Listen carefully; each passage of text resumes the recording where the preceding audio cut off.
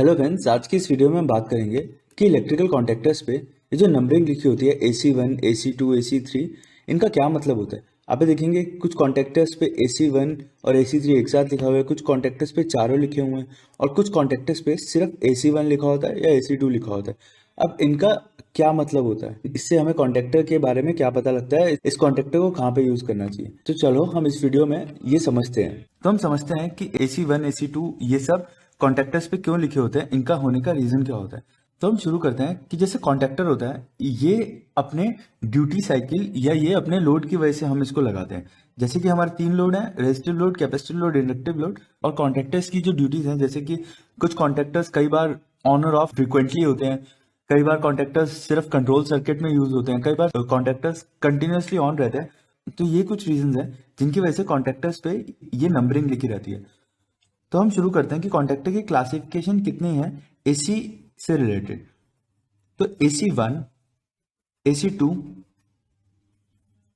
AC3, ऐसे AC15 तक होते हैं और AC20 से फिर शुरू होते हैं। उसके बाद ये AC23 तक जाते हैं। इस वीडियो में हम सिर्फ उन्हीं कॉन्टैक्टर्स की बात करेंगे जो इंडस्ट्रीज में ज्यादातर यूज होते हैं। तो अगर हम बात करें AC1 की, AC1 रेजिस्टिव लोड में यूज होता है, जैसे कि हमारा हीटर हो गया, हमारा बल्ब हो गया। तो जिन जगहों पे रेजिस्टिव लोड लगा है वहां पे हम जो कॉन्टैक्टर यूज करेंगे वो AC1 कॉन्टैक्टर यूज करेंगे। AC2 यूज होता है जहां पे हमारा स्टार्टिंग टॉर्क ज्यादा होता है, जैसे कि स्लिप रिंग मोटर। तो जहां पे भी हमारी स्लिप रिंग मोटर लगती है वहां पे आप देखेंगे तो वहां पे AC2 कॉन्टैक्टर लगेगा या वहां पे AC2 कॉन्टैक्टर लगाना चाहिए, क्योंकि उस जगह पे हाई स्टार्टिंग टॉर्क होता है। तो जहां पे भी हमारा हाई स्टार्टिंग टॉर्क होगा वहां पे हम AC2 कॉन्टैक्टर यूज करेंगे। AC3 कॉन्टैक्टर हम वहां पे यूज करते हैं जहां पे हमारी स्क्विरल केज मोटर होती है, कंटिन्यूसली हाई करंट रहता है, वहां पे हम AC3 कॉन्टैक्टर का यूज करते हैं। आपने कुछ कॉन्टैक्टर्स पे देखा होगा वहां पे AC1 भी लिखा होता है और AC3 भी लिखा होता है।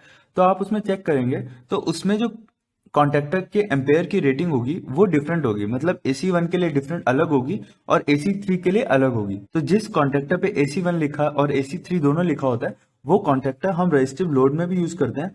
और स्क्विरल केज मोटर अगर लगी है या कंटिन्यूसली हाई करंट किन्हीं लोड में जा रहा है तो हम उधर भी यूज कर सकते हैं एज पर उनकी जो एम्पेयर रेटिंग है AC1 और AC3 के हिसाब से। नेक्स्ट आता है हमारा AC4। AC4 भी हम स्क्विरल केज मोटर की कंडीशन में ही यूज करेंगे। आप इसमें कंफ्यूज नहीं होंगे क्योंकि इसका रीजन ये है कि जो हम AC4 है वो हम वहां पे यूज करेंगे जहां पे हमारा प्लगिंग और इंचिंग है। प्लगिंग और इंचिंग का मतलब है कि जहां पे हमारा सडन स्टॉप हो रहा है, जहां पे हमें लोड को एकदम से रोकना है या जहां पे हमें लोड को एकदम से चालू करना है, कुछ देर के लिए चालू करना है। तो इस केस में हमारा जो ऑन और ऑफ है वो बहुत फ्रीक्वेंटली होगा।